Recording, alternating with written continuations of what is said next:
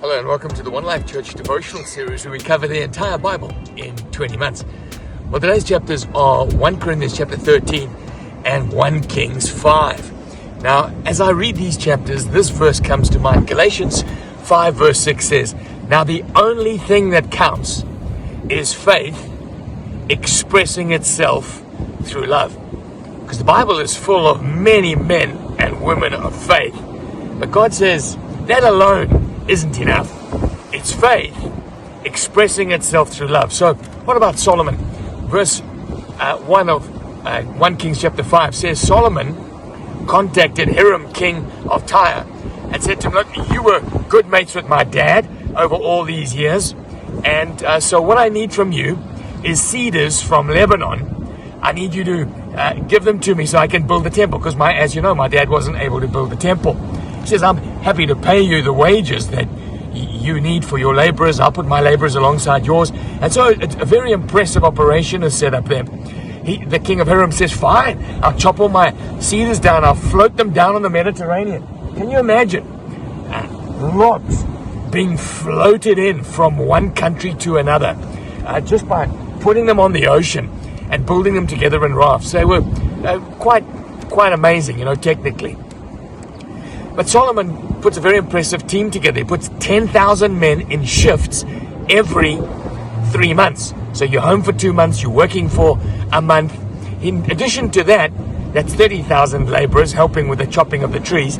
He's got 70,000 carriers, 80,000 stone cutters, and he begins the work on this massive temple. And so we see from Solomon, he's a man of huge faith, big dreams. He's organized. He can form alliances. He can motivate people. He can spin various plates at once. This is a man of faith who's doing things very impressively. But at the end of his life, he looks back on his life and he says, so what was all that about?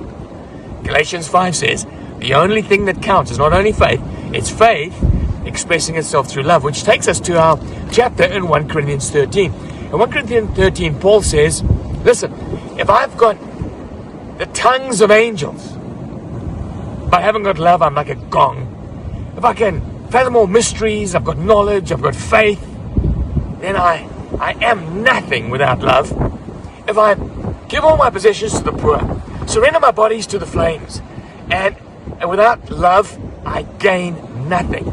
And then he says, listen, love is patient, love is kind. Then he describes what it's not. He says, if you're envious, if you're boasting, if you're dishonorable, if you're self-seeking, angered, if you're keeping records of evil, there's no love there. And then it doesn't matter how big your faith is, no matter what size projects you get done for God, it means nothing.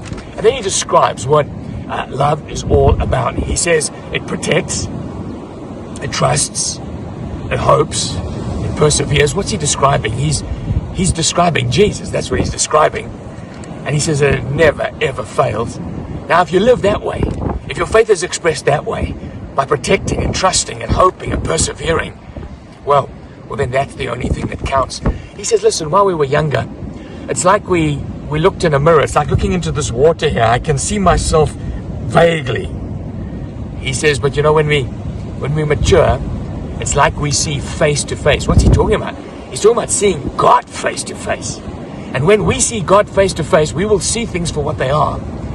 We will understand love for what it is. We'll understand faith for what it is.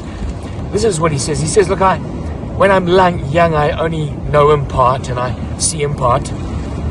But there is a time where I am going to be fully known, and then I will know. And then he sums it up by saying this. He says, listen, these three things remain: faith, hope, and love. But the greatest is love. The only thing that counts. You can do massive projects. You can do great things for God. But the only thing that counts is faith expressing itself in love. And the type of love is the love that personifies Jesus. As we read these two chapters, my friends, I trust that we will see life for what it is. Not vaguely, not like looking in a mirror, but we would look into the eyes of Jesus. We would see his love. We would know that love we can partake in that love. And we can not only live our lives full of faith and confidence that God is with us, but in a way that endures forever and ever. It's the only thing that counts. Faith expressing itself in love.